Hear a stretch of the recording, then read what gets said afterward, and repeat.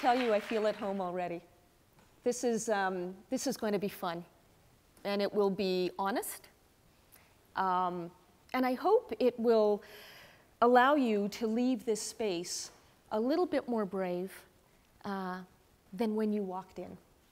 And you'll see what I mean by that as we proceed with the morning. Karina, thank you so much for being the reason, I believe, that I'm here this morning.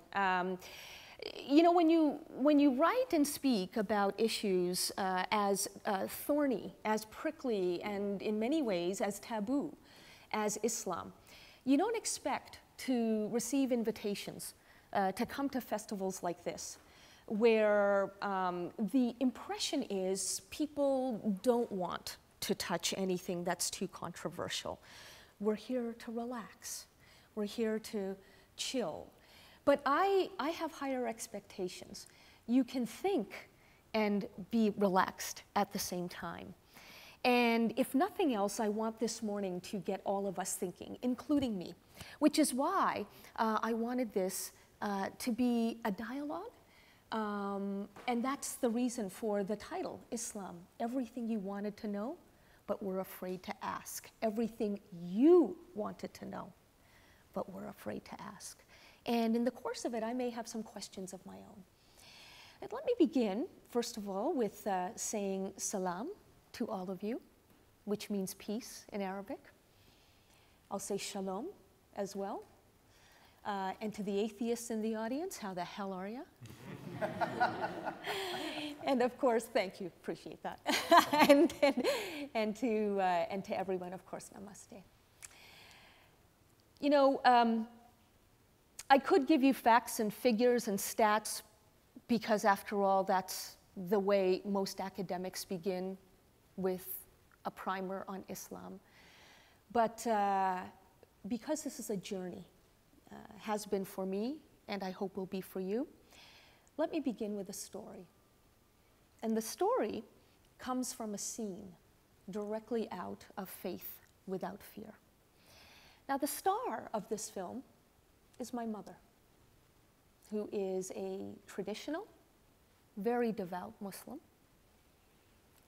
and who constantly reminds me that in addition to giving her pride, I give her grief. But these days, she says pride before grief. So I think something has changed. The scene shows my mother and me in a car. Mom is driving.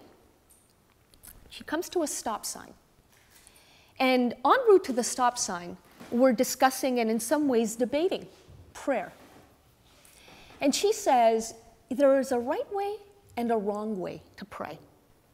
And of course, for her, the right way is 5 times a day, towards Mecca, having washed predetermined parts of your body, and reciting pre-assigned verses from the Quran, from Islam scripture. Now, what's interesting is that the Quran itself never prescribes a proper method of praying. Not once. It encourages us to pray, but doesn't tell us how. And yet my mother, like the vast majority of Muslims around the world, is convinced that this is the only proper way a Muslim can pray. And I say to her, Ma, it's not that I don't pray. It's that when I get up every morning, my first words are thank you to God. Thank you for the gift of these freedoms that you've given to me and my family. We're refugees, after all, to this part of the world. And then I tell my mother, my next offering to God is a question. Please help me stay worthy of these freedoms by ensuring that I use them every day as constructively as I know how, but help me to use them in the first place. So up we come to the stop sign. And Mom, and this is very clever, I must say, on her part, she points to the stop sign and she says, look, I could go through the stop sign right now. There are no cars around. If a police officer catches me, I can say, she says to him, I can say to him, but sir, there were no cars. I'm just driving in my own way. And he would say, no, no, no, no, no, there are rules of the road. And she says, in the same way, there are rules of God.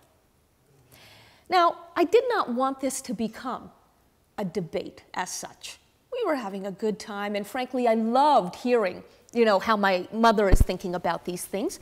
So I backed off, but what I was thinking in my heart and in my mind was, but Ma, these rules were not created by God. They were created by human beings for the sake of order and for the sake of safety. And in many religions today, Islam among them, the rules are not acknowledged to be those of man. They're assumed to be the rules of God. And moreover, for so many of us, organized religion does not dispense safety. It dispenses fear. But again, I backed off, and we continued. And I'll tell you a little bit more about my mother's own journey and how it reflects mine as I go through my opening remarks. But let me now tell you how I even came to this realization. And how I decided that it is my responsibility and not just my right to speak up. I mentioned that my family and I are refugees. Let me be more specific. We come from Uganda in East Africa. And we were booted out of our country by a military dictator named General Idi Amin in the early 1970s. And we wound up in Canada. And that's where I grew up, attending two types of schools. The regular, secular public school of most North American kids. And then on top of that, every Saturday, for several hours at a stretch, the Islamic religious school, known as the madrasa, sometimes pronounced as madrasa in the United States. And that is where I began asking what I thought, sincerely thought, were simple, but I realized were also inconvenient questions. Questions like, why can't Muslims take Jews and Christians as friends? I don't understand. Help me with that one. And my teacher would simply say, either you believe or you get out. No questions allowed.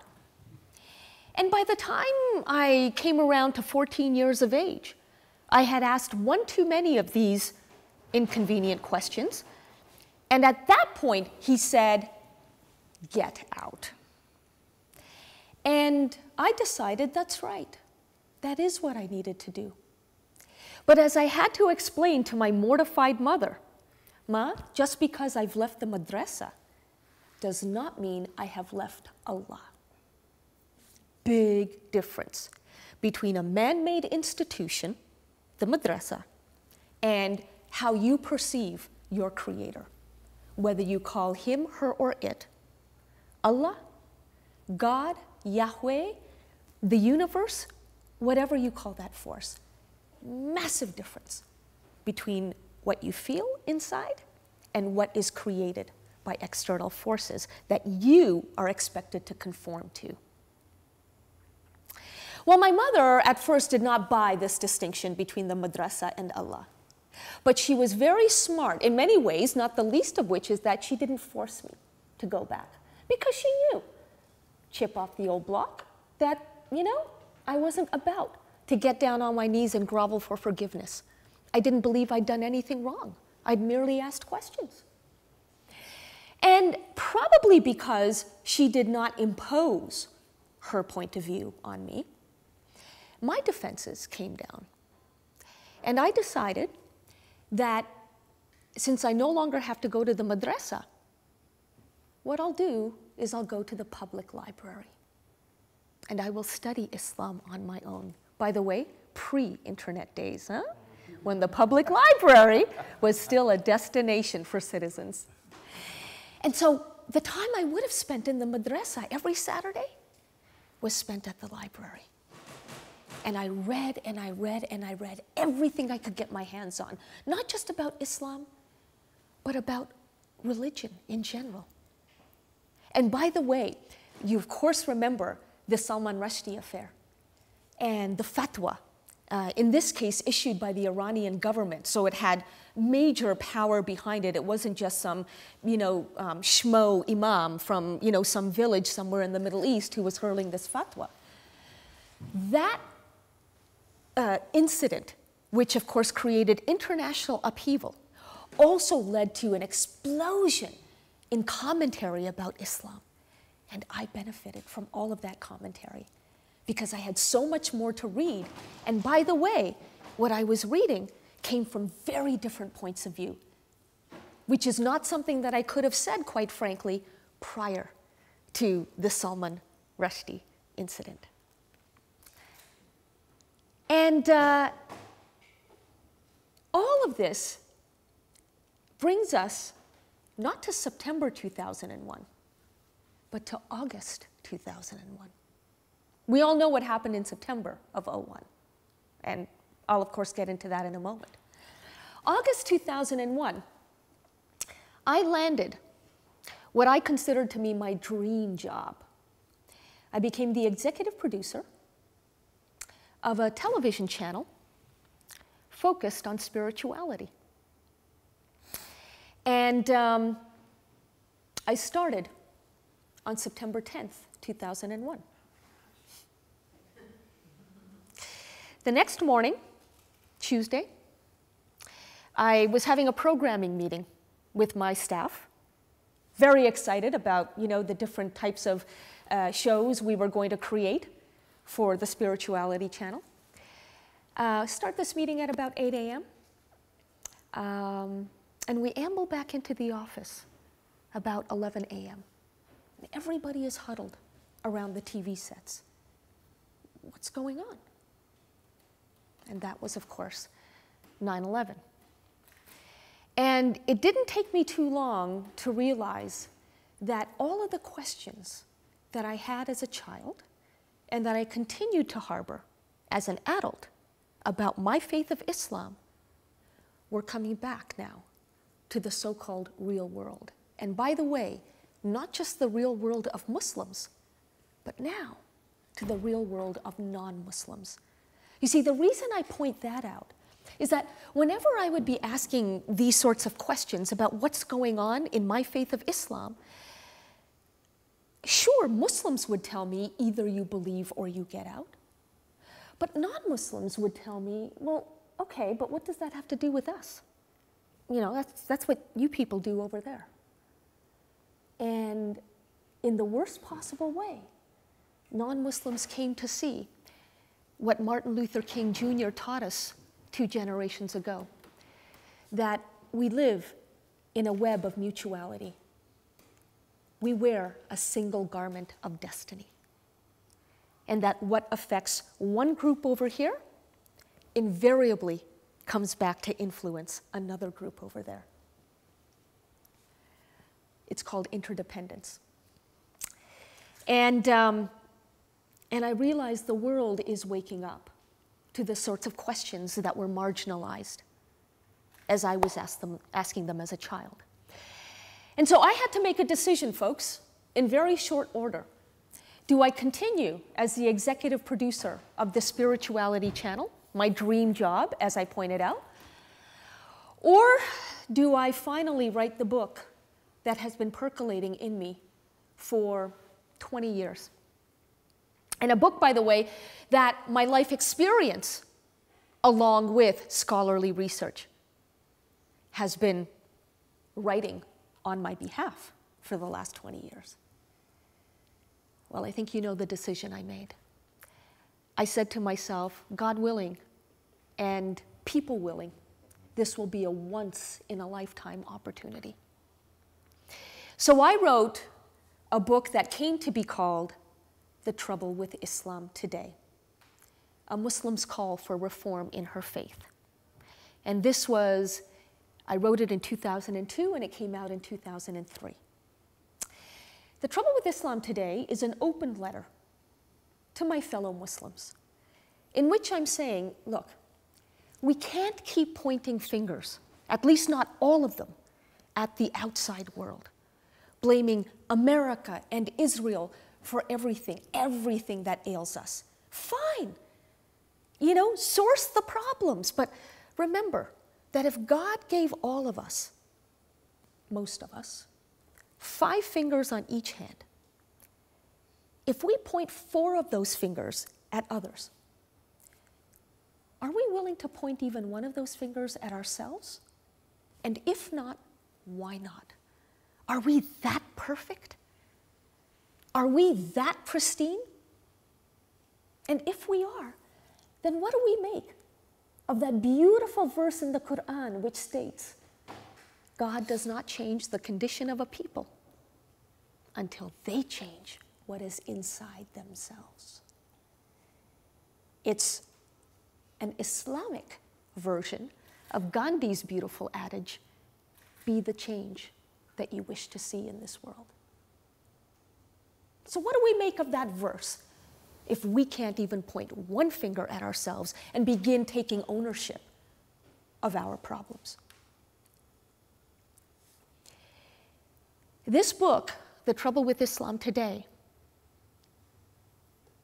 generated a tour that I would have not predicted became, over the course of 10 years, a global discussion, dialogue, and debate.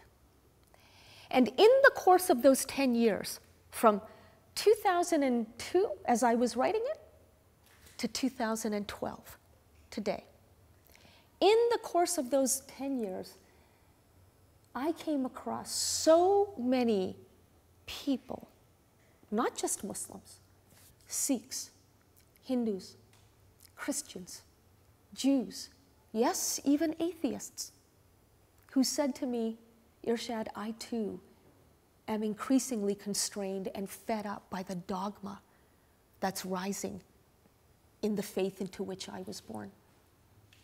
And while I understand the urgency of tackling this issue within Islam, after all, I can dissent as a Sikh or as a Hindu or Christian or a Jew. I can dissent, and yes, I'll be ostracized, but I won't have to fear for my life. So I get that piece. That's a life and death difference, but Irshad, it's about more than Islam. There's a problem with religion worldwide today. And they were absolutely right.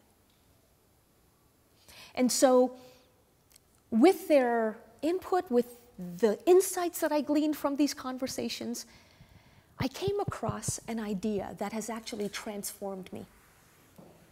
It's transformed me from a place of anger to a place of aspiration.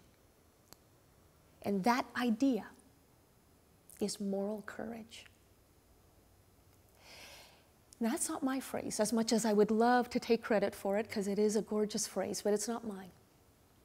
That phrase came from the lips of Robert F. Kennedy. And in the 1960s, Kennedy, then Senator Kennedy, went to South Africa and encouraged white students there to rise up against apartheid. And he said, look, here's the thing. I know that you'll be getting backlash from your own community when you do this. But understand, folks, he said, I'm a white man living in segregated America. I don't come here to you preaching that which I do not practice myself. I have empathy for the fear that you have if you speak up to your own community. But he also pointed out that this is exactly what makes moral courage more rare, and he said, therefore, more valuable than bravery in battle or even great intelligence. He said, precisely because there is no backlash more searing, more painful than that which comes from your own. But that's why it's necessary. This is me adding my words to his. You can have your Howard Beale moment. throw up the window, stick your neck out, and yell, I'm mad as hell and I'm not going to take it anymore. Great, fine, cathartic. But so what? What are you really changing in saying, I'm not going to take it anymore, I'm mad as hell?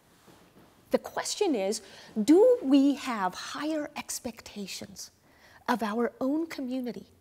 Do we have faith, in other words, in our own communities to have these aspirations? And it comes back to that beautiful verse of the Quran. First, have higher expectations of yourselves. Change yourselves.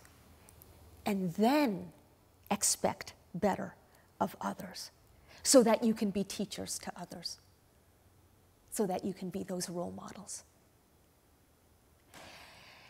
I remember being in Cairo in May 2006, observing what were then the biggest demonstrations against the Mubarak regime.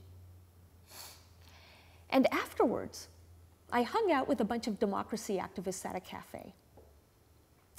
And one of them, a young woman, came up to me and she said, you know, I've seen you on CNN International. I really appreciate what you're doing with us and for us. I have a dilemma and I need your advice. She said, I've fallen in love with a Jewish man and I don't know how to tell my parents.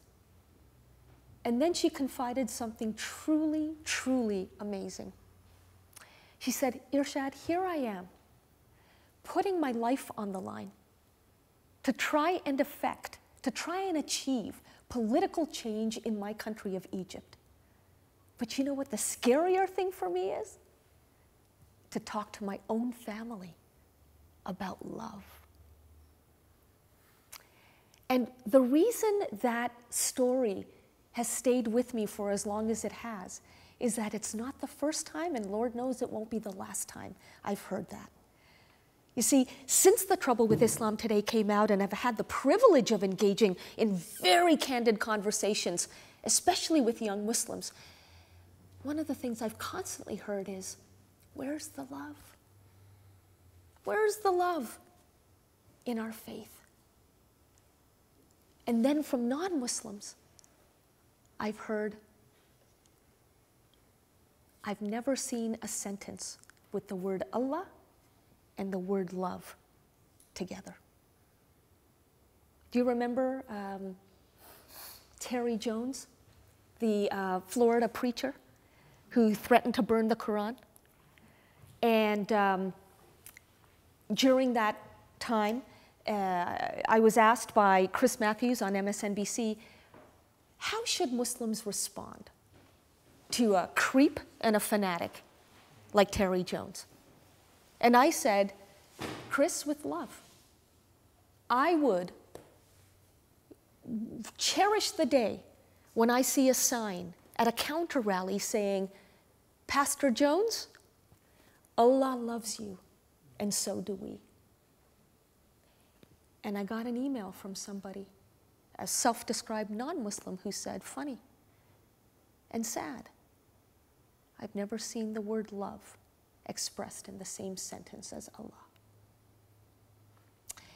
And so all of these insights, combined with moral courage, the willingness to speak up when everyone else wants to shut you up because they're afraid. Not because you're necessarily wrong, but because they're afraid. When you combine all of that in one journey, and an ongoing one to boot, you get the new book, Allah, Liberty, and Love.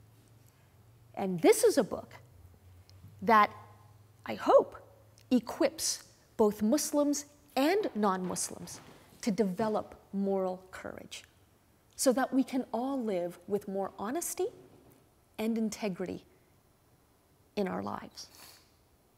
And I have to tell you, as I wrap up my formal talk, I make a huge distinction between identity and integrity. You know, we live at a time, right around the world, where all kinds of people feel the need to take shortcuts to meaning. And one of those shortcuts is identity. Tell me who I am. You tell me, Tim, tell me what I am. At least that way, I'll know where I belong, and then I'll know how to act, I'll know what I believe, and I'll know what my community is. Identity might work that way, but integrity doesn't. Identity is just a slice of who you are. I'm a Muslim, yes, but I'm so much more than that. I have values that I share with many non-Muslims. And so I create my community. I don't have it assigned to me. And in creating that community based on my chosen set of values, chosen and therefore values for which I take responsibility, in doing that, I try to develop integrity, which is wholeness. Literally, integrity means wholeness. It's your fullness. It is all that you are and not just some of what you are. And that means complexity and that means contradiction too. But as I try to explain, particularly to young people of faith, when you embrace all that you are, and not just some of what you are, you're actually developing a deeper relationship with that which created all that you are. You can call him Allah, you can call him your creator. But the point is that by expressing your individuality, you're actually paying tribute to the creativity of the source from which you come. And so, in fact, there is something deeply spiritual, deeply God-conscious, and in many ways, therefore, deeply Islamic, since God is the center of Islam. There is something deeply Islamic about setting aside God's self-appointed ambassadors and developing that honest relationship with God, period. And all of this, then, brings me back to my mom.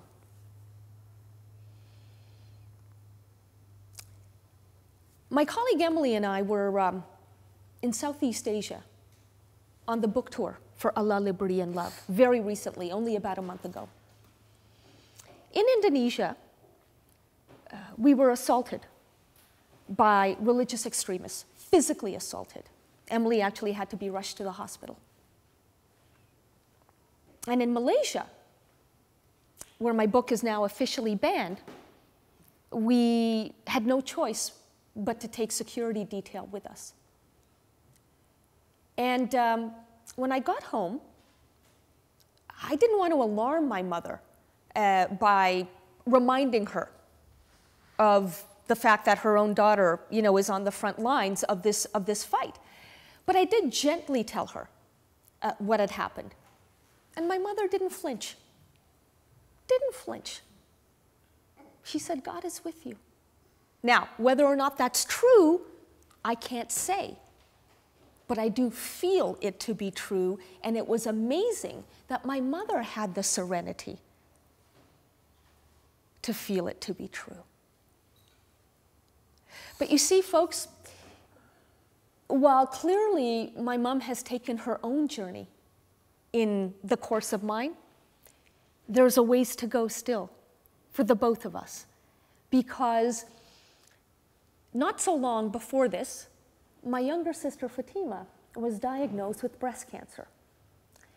And the first thing my mother said to me when she found out that news, she said, "Oh my God, maybe Allah is punishing me because I didn't do enough of my morning prayers." And that's a very religious thing to say, but not necessarily a faithful thing to say. I said, "Ma, you tell me that you have faith in God. Why do you have fear of God?" She said, well, because I have faith in God. And I said, really? Is that what you call faith? Because I think of faith as a relationship, trust. Not just that I, as a believer, trust Allah, but that, as the Quran tells us, Allah breathed life into each of us to create us, which means that each of us is a deliberate act of God. So, Ma, what are you doing to show God that He didn't waste His breath on you? In other words, what are you doing so that God knows He can have faith in you, not just you in Him? Hence the relationship. And, you know, I'm not saying I have it all figured out. I don't. I'm not sure I ever will. But what is so faith strengthening for me is that I can have these sorts of conversations with my own mother and know that even in asking those questions, the questions I was not allowed to ask at the madrasa, I'm able to develop an even stronger relationship with Allah. And so my parting message for the formal piece of this morning is ask questions out loud, not just to yourself. They'll be useful to your inner dialogue, no doubt. But make your questions useful to a lot of other people besides yourself. Ask them with your voice, and ask them this morning. And so in that spirit, I turn our gathering over to you, and I may have some of my own questions in the course of you asking yours. Just as we turn over to the questions, I didn't mention before, we have a wireless microphone, and I know this is an intimate setting, but it's just so that we can send that feed to him so that we get picked up later. So we have a trusty volunteer, Jessica here, is going to be playing around with the mic. So if you put up your question or your hand for a question, Jessica. Actually, just start this right. And again, feel free to be as taboo as you wish to be. I am your resource. I'm here for that. Okay. Is this working? All right. Assalamu alaikum. Wa alaikum salam. Okay, I have a lot of questions, but I'll just give time for everyone else. Okay, so you started with your mom driving. Right. So right away I was like, oh, this is already making me angry because so many Muslim women can't drive. So she's not talking about those Muslim women, so she's an apologist. So I was labeling you. And then you talked about the democracy movement in Egypt, so then I got really sad, and you know I haven't even read up since I got here about where that's at, but it was horrible when I was leaving. Anyway, so I guess my question is just, so you wrote that book, and you know, here we are, and it just seems like it's just getting worse. Yeah. And I guess I could say that about Christian religion or other religions, you know, even Buddhism. And so it's like the trouble with religion. It's been suggested to me that should have been the title of the book. But I must tell you, there are lots of books about the trouble with religion and plenty of books about the trouble within Christianity. I would argue that we Muslims have a lot of catching up to do in the dissent department. True. So I guess my main question, and specifically with Islam, is because of the tie between Islam and government, Yeah. how do you really start to have that change? Right. And make it lasting? I mean, where does the dissent have a foothold that stays? Such a brilliantly simple question that is the furthest thing from simplistic. How does the change happen then, given how often we see Islam being politicized? By governments first and foremost, but also by non-governmental actors such as Taliban types. Let's go back to that girl in Egypt. And remember what her dilemma was. I've fallen in love with a Jewish man. I don't even know how to tell my parents about this because I don't know how to talk to my own family about love. I have come to believe, not just because of this one story, but frankly, I mentioned that the story has a place in my heart because it's emblematic of so much more that Muslims have confided to me. I've come to believe that the change begins at home, in the family, at the level of family politics, from which you can then move up. I have received so many questions from young Muslims in this era of mass migration who have immigrated or even traveled as students to non-Muslim parts of the world and who, of course, have fallen in love. Christians, Jews, atheists, so forth. And I've had to point out to them that there is a beautiful verse in the Quran which states, believers, conduct yourselves with justice and bear true witness before God, and here's the kicker, even if it be against yourselves, your parents, or your family. In other words, speak your truth, even to your family, because your family is not your deity. Now, this is total heresy, okay? In many parts of the world, including most parts of the Muslim world. In Indonesia, one of the first questions I got at my first public event was, Irshad, you know we live in a society here where family is everything. So how do I come out, right? I would argue that when Muslims come to realize that the Quran itself supports what it calls the uphill struggle to integrity, that is when they can actually draw these verses out of the Quran and state them to their parents. Not for the sake of a debate, as I mentioned earlier, but for the sake of reminding their parents that you are not God, and neither am I. And so we both need to have humility as we negotiate each other's lives. It's at the family level where this happens, but let me say one other thing in all of this. You know, Martin Luther King Jr. had to go through this himself, actually. As I was researching Allah, Liberty, and Love, and I realized that the civil rights paradigm is really sort of the lens through which I can begin speaking with Americans especially about what needs to happen within Islam and how non-Muslims can play a role in helping reformist Muslims get there. I came across the story of MLK's own dilemma. It was April 1963. We were coming up on Easter weekend. He was in Birmingham, Alabama, along with a few strategists and his father, his ever-present, often domineering father. And his father was a hugely influential man in Atlanta, big preacher. And King didn't want to go home to Atlanta that weekend to preach at Easter services. He believed he needed to be in Birmingham leading a march.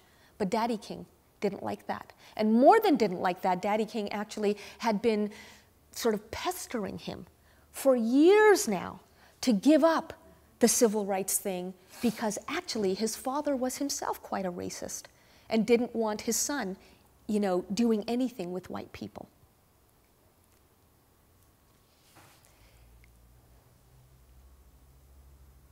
Martin Luther King Jr. is sitting at a table in the hotel room, and Daddy is glaring at him. And son needs to make a decision. And he goes into his bedroom and prays. Junior comes out in blue jeans. And that's a signal to his father that I'm ready to go to jail. I won't be preaching in Atlanta this weekend.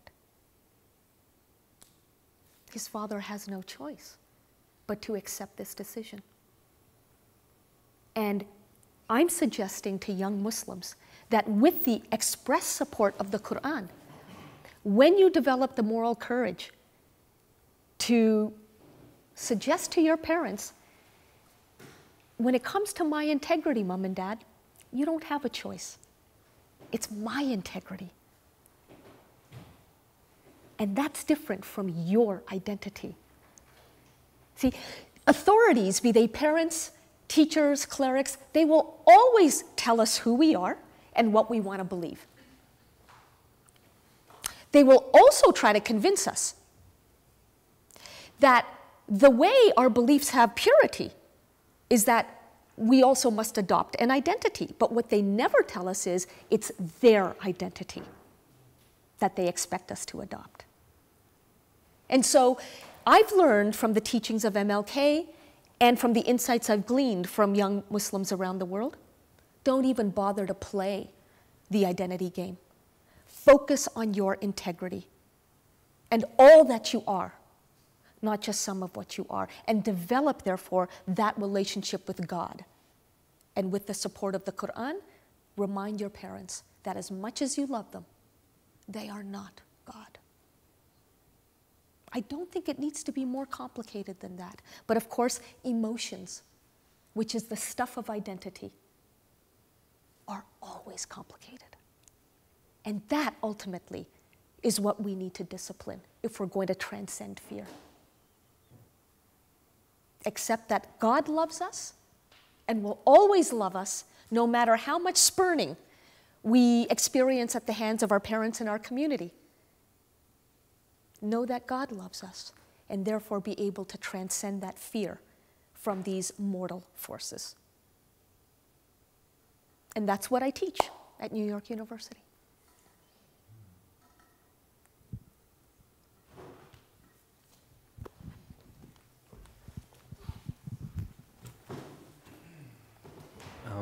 I have a couple of questions. I'm going to try to put it into one question. But I'd just like to say that my own spiritual journey in life, which began in atheism, has been a constant conflict trying to rectify what I've accepted as truth from the scientific community and what I believe in my heart. And I don't know that much about Islam at all. And I really want to know how people in the Muslim world are educated. And if there's a similar struggle, or if they are, in general, obviously, I'm generalizing, but if they are more instructed and blindly believe what they have been taught by their teachers and parents, right, so to speak. And also, how is science taught in the Muslim world? Yeah, good questions. Let me start with the second one. How is science taught in the Muslim world? Well, Islam itself does not have a complicated relationship with science. What most people don't know, including most Muslims, is that the Quran, back to the first source of Islamic theology, the Quran, contains 3 times as many passages calling on Muslims to think and analyze and reflect and rethink, rather than verses that tell us only what is right or only what is wrong. The problem, hence the trouble with Islam today, is Muslims. Okay? This gets me to your first question. How are we educated? We are not being taught about these verses in the Quran. I have not yet met a single Muslim who, without the prompting of me giving them these sorts of verses, have already known about the positive and progressive verses in the Quran. I have not met a single Muslim woman let's get to the woman thing for just a moment. A single Muslim woman who of her own study and volition knows that the Quran actually encourages her to have what we would call in this part of the world, a prenup. Encourages her to come up with a contract in which she is willing to specify her personal conditions for getting married, so that if her husband violates any of those conditions, she has the right to divorce him. That is in the Quran. But so few women are ever taught this for obvious reasons. It's about power. And it's about holding on to power. And so, how are Muslims educated? Badly. Very poorly. And even here in the United States, educated certainly in the arts and the sciences and the humanities and mathematics, sure. Lots of Muslims who attend the best Ivy League universities. Okay, oil money will, help that endeavor. But when it comes to studying their own faith, there is a wall of fear that leads most Muslims, in my experience, to not ask questions. They fear the disapproval of their community. They fear the stigma of the clerics. And above all, and this is really key to understand where a lot of this fear comes, they fear, and I'm going to use a very specific word now, they fear dishonoring their families. Now, that word, honor, and its antithesis, dishonor, I've chosen very deliberately, because honor is an Arab tribal custom. And it doesn't mean your honor as an individual or my honor as a person. Women in particular are considered to be the emblems of honor for their entire families, their entire communities, and sometimes even their entire nations, which means if you say something, if you ask a question that is seen to be transgressing moral boundaries, that makes people uncomfortable, that shames your parents, just a question, you will be accused of dishonoring, and not just yourself, but dishonoring a wider group of people than yourself, which means that the punishment against you can be so much bigger than the supposed crime that you've been accused of committing, would merit. So, it's not just a general fear that, oh, I don't want to feel uncomfortable. Within the cultural custom of where Islam was founded, there is this built-in fear of stigma. And so, as I point out to my fellow Muslims, you need to draw the distinction between culture and faith. Culture is human-made. Always, everywhere, not just within Islam. Culture is always made by humans, which means there is nothing sacred about culture, and therefore nothing sacrilegious about seeking to reform the most harmful aspects of cultures, including our own.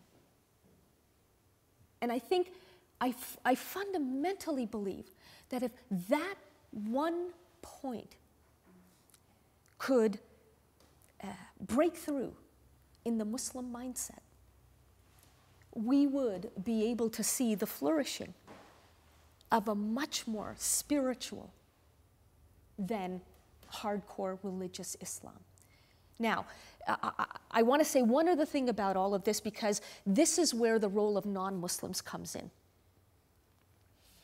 I find today, given what a multicultural world we live in, that many self-identified progressives, liberals, people on the left, call them what you will, call us what you will, say to me, non-Muslims say to me, but Irshad, I can't go there. See, you can say that.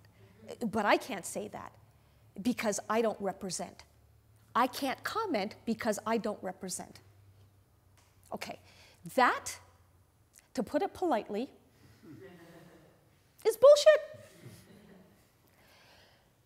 If you found yourself in the Deep South right now, and you saw racial segregation being practiced, would you say to yourself, I can't comment because I'm not from the South. I am not of that culture. I don't know too many forward-thinking people who would just mute themselves, who would silence themselves because, you know, that's not my part of the world and therefore I have no right. Most of us would say something. And we should. Because we know racial segregation is morally wrong. It dehumanizes individuals. Why then are we so afraid to say the same about gender segregation? Why? Because it comes from a culture other than our own? Even if it does. So did racial segregation. It came from the culture of the Deep South. But we're willing to go there. We're willing to prick that balloon. So what are we afraid of when it comes to this new form of segregation? Do you see my point? That it's not just reformist Muslims like me who have a responsibility to speak up. It is my allies who identify as they wish to. We're all in it together, folks. Just as the civil rights movement needed more than just blacks to be a part of that movement. King needed all kinds of arms to be linking with his. And the same is true for any movement that has to do with universal human rights, including reform within the faith of Islam.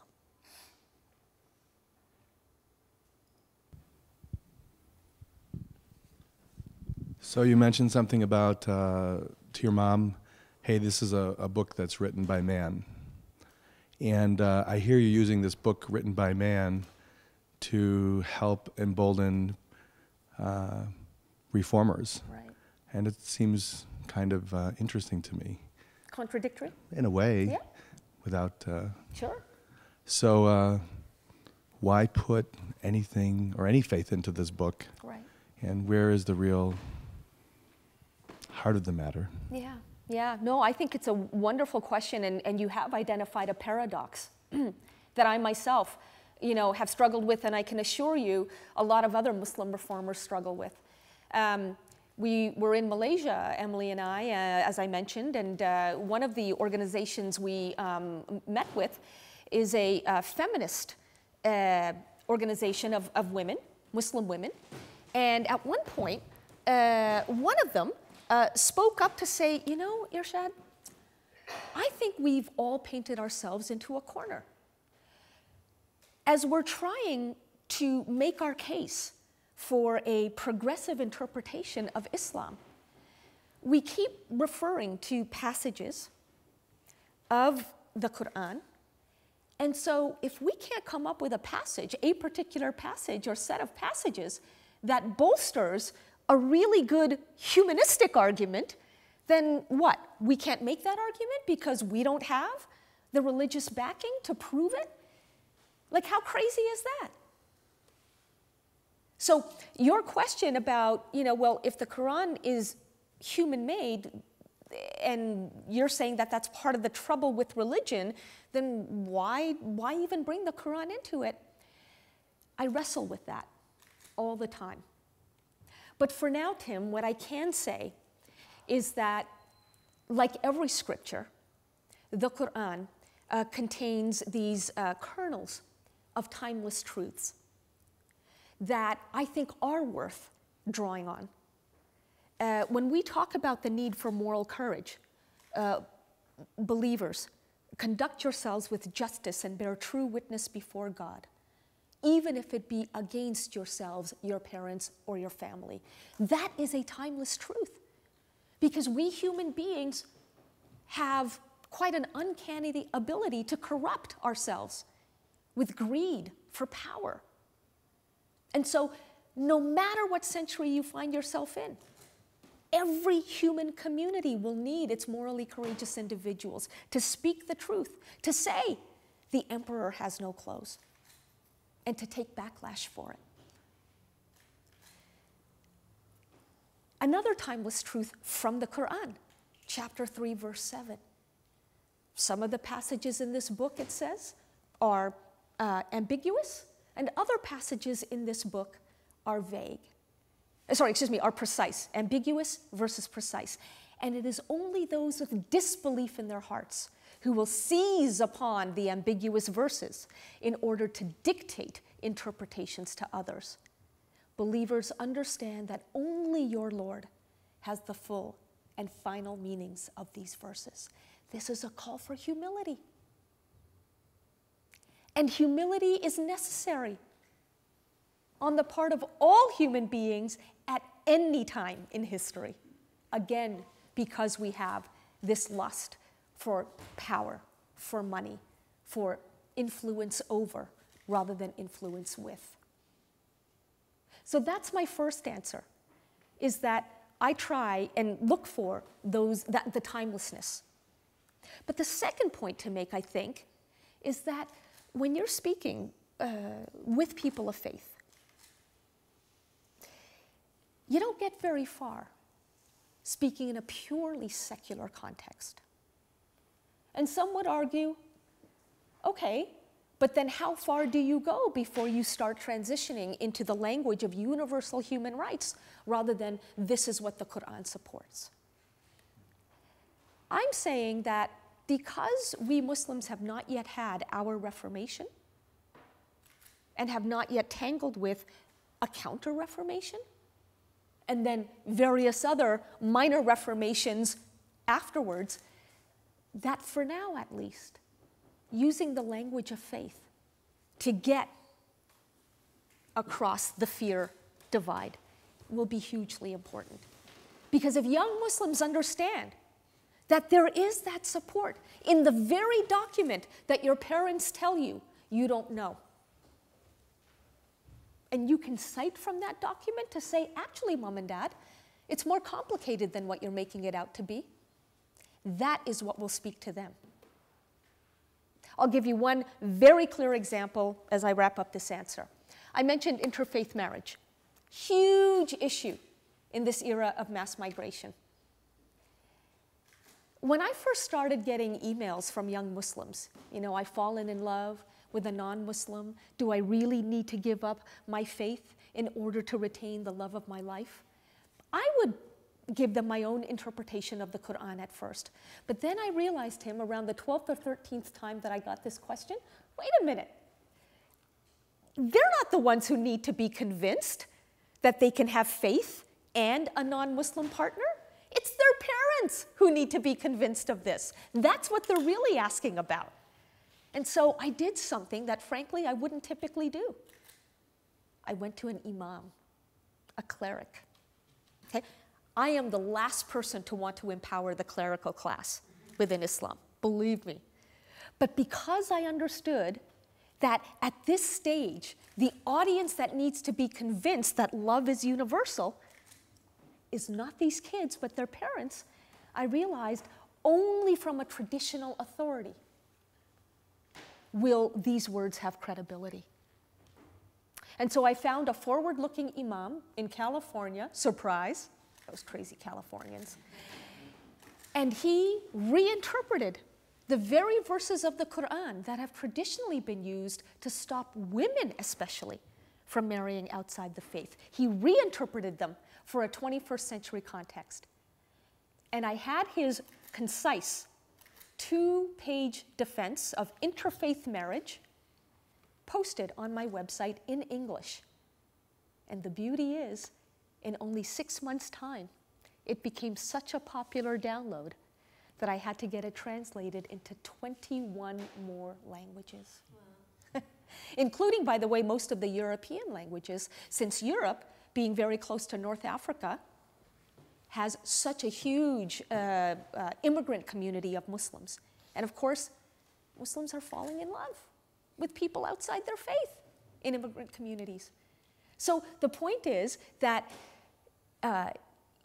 these kids have told me, thank you for having an imam do this. Now I can put it in front of my parents, and they will know that there is at least one theologian, Muslim theologian in this world, who would be willing to marry me and my boyfriend, if it came to that.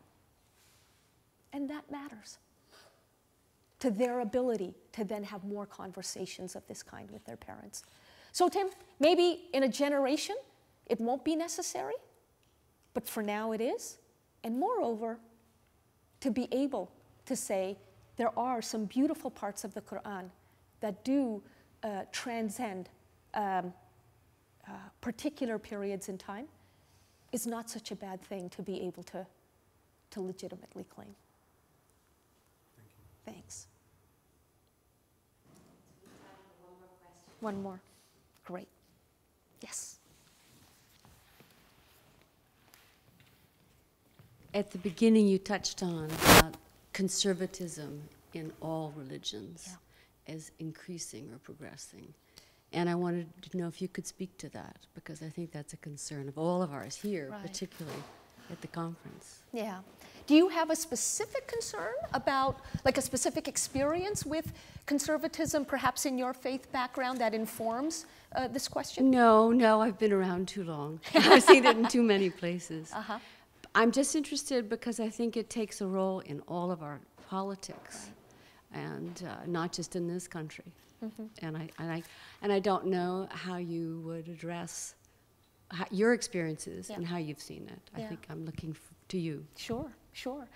I found it very interesting just a few days ago that, when you go to the New York Times website, for example, and you see that box which says, which shows you what are the most emailed articles of the day, that just a couple of days ago, 3 out of the top 5 had specifically to do with issues of faith. It is just another piece of evidence, not that I needed it, that there is a rising concern in this country about dogma. And I say dogma because that's different from faith. Faith, it seems to me, is secure enough to handle questions, because faith is about trust. Faith, therefore, never needs to be threatened by questions. But dogma is always threatened by questions. And by the way, not just Christian dogma or Muslim dogma or Buddhist dogma, but feminist dogma, multiculturalist dogma, nationalist dogma, economic dogma. Look at what led up to the 2008 economic meltdown. So dogma of any kind is always threatened by questions, because dogma, by definition, is rigid and brittle, and it snaps under the spotlight of questions. But that is exactly why we need to be asking questions. They don't have to be judgmental. I'm curious why, fill in the blank. I'm curious about, fill in the blank. Without asking those questions, faith easily congeals, calcifies into something then that people just kind of are on autopilot about. And that is when the danger begins. So, one of the points I make in Allah, Liberty, and Love is that, frankly, we all could have used moral courage among hedge fund managers in the lead up to the economic meltdown of 2008. It's interesting.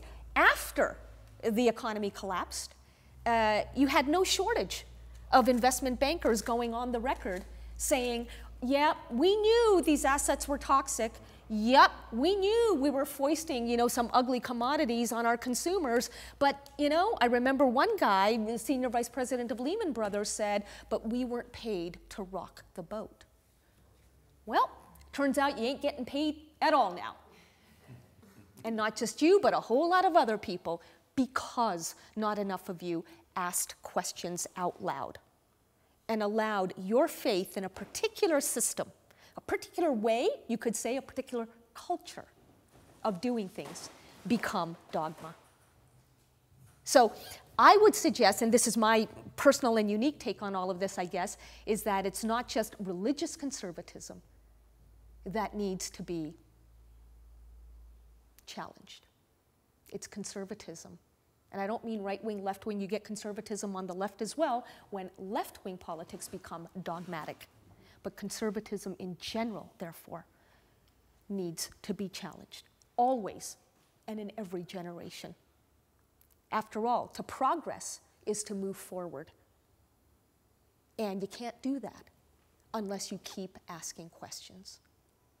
Did you have a final thought you'd like to add? Well, you reference autopilot. Yeah. And the need to sort of not ask the questions, and the security Right. that one gets from being in a culture that allows you to live on autopilot. Yeah. And that's, I think happens, seems to be happening more in the last decade than I've seen it prior to that. And would you, as a teacher of moral courage, advise me, help me? Is there one specific tip or thought born of your own experience that you would ask me to keep in mind as I'm teaching a younger generation?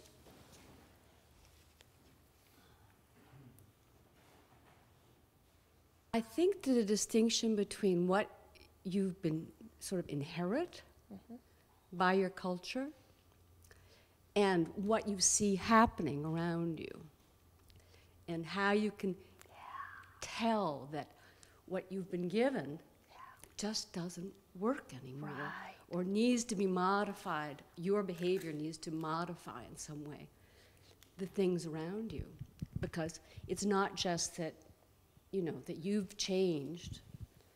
You may sense that you've changed, right? But you don't know how to, you need to change the things around you. But what is that place or that spark that you find? You say, it almost comes from giving up the autopilot, sort of like, oh my God, it's not on anymore. And you have to move out and do something different and differently. It's like what you just said summarizes, captures my experience at the madrasa. How did I know as a child to ask the question, well, why can't Muslims take Jews and Christians as friends? How did I know to ask that question? I knew because of what I experienced, what I saw with my own eyes, heard with my own ears, and felt with my own senses at the public school. One of my favorite teachers was Jewish. How could I not see him as a friend just because he's Jewish? I remember as well, my teacher at madrasa would say, Jews, they worship mullah, not Allah. And he thought that was such a clever distinction, money, not God. And his evidence for this was that all the businesses are owned by Jews. This did not jive with my experience, because you know what? I paid enough attention in my suburb of Richmond, British Columbia, a very diverse suburb, to see that actually all of the new business signs being put out were in Asian languages: Korean, Hindi, Punjabi, Japanese, Cantonese, Mandarin, not Hebrew, and not Yiddish. So something didn't fit. That you saw in your circumstance. Exactly. And yet, in institutions of higher learning today, we still find academics, so-called scholars, who will behave as if the only thing that matters is theory. Theory is important. We were talking about this on the way up here. Theory is important to help frame where certain arguments are coming from. But I would suggest to you in the strongest possible terms that theory has limited value if it doesn't translate on the ground. Capitalism is fair in theory. Communism is egalitarian in theory. In reality, we see something very different from each.